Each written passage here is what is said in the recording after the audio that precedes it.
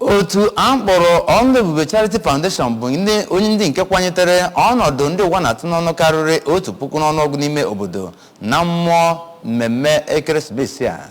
Ndị nke ritere uru na ya gụnyere ụmụ nwoke, ụmụ nwaanyị, ndị ntorobịa nakwazi ụmụaka. Ndị nke gbakọtara na Dr. Alex Ekwemesquare dị n'Ọka maka nyabụ ihe onyinye.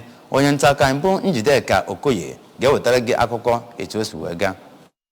Akọrọngwa ebunyere ndị a gụnyere nri dị iche iche, uwe, akọrọngwa ụmụntakịrị, ihe gbasatara adịmọcha nakwa akpụkpọ ụkwụ. Enyekwara ndị a ọgwụgwọ n'efu n'ụzọ dị iche iche nke gụnyere ọgwụgwọ maka anya, ebe ụfọdụ n'ime ha ji ugegbe anya wee iji nyere ahụmụzọ ha aka. Mgbe ọ na-agbape ya bụ mmemme ka onye chaplain nke Archbishop Eke Obiefuna Retreat nakwa Pastoral Center Ọkpụnọ Reverend Father Chimaobi Okoye gosipụtara n'obi ụtọ ya ma gbaa ndị Oluebube Charity Foundation a ume n'ihi ọrụ ọma ha na-arụ n'ebe mmadụ nọ, ma kọwaa na mmadụ ịrọrọ ya na ndị ụwa na-atụ n'ọnụ imerube mmemme ekeresimesi bụ ihe gosiri ịhụnanya n'ebe mmadụ nọ, bụrụkwa nke kwesịrị ka eṅomiri n'ihi na enyemaka a ga-aga n'iru itinye ọnụ ọchị n'ebe ndị a nọ.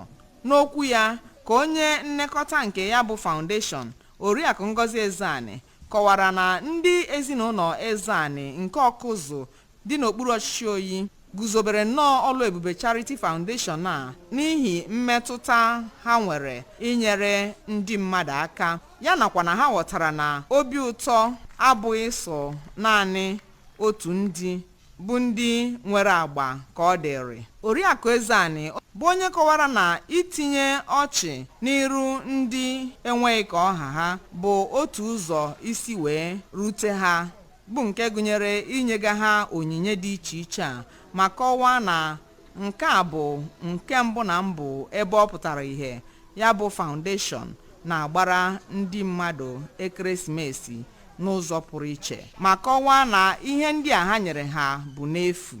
N'okwu ha ka onye nchịkọba nke ya bụ foundation, Nwaada Chika Ọbasi, nakwa onye odeakwụkwọ ya, Nwaada Ifeoma Ezeani, kọwara na ebumnobi ha ji chịkọba ya bụ ihe onyinye nyegara ndị ụwa na-atụ n'ọnụ bụ iji hụ na ha nwetara ihe ndị ha kwesịrị inwe aka ha erughị, na ha nwetara ya n'efu, ma kelekwa ndị nyegara foundation a onyinye n'efu.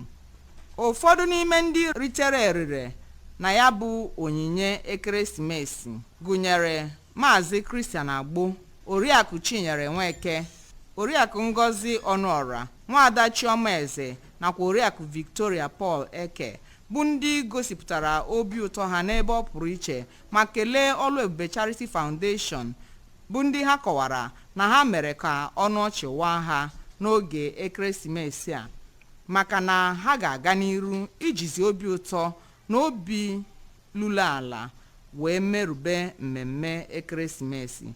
Ha yọkwara Chineke ka ọ gọzie ha. Site n'Ọka, Njideka Okoye, akụkọ ụwa ABS.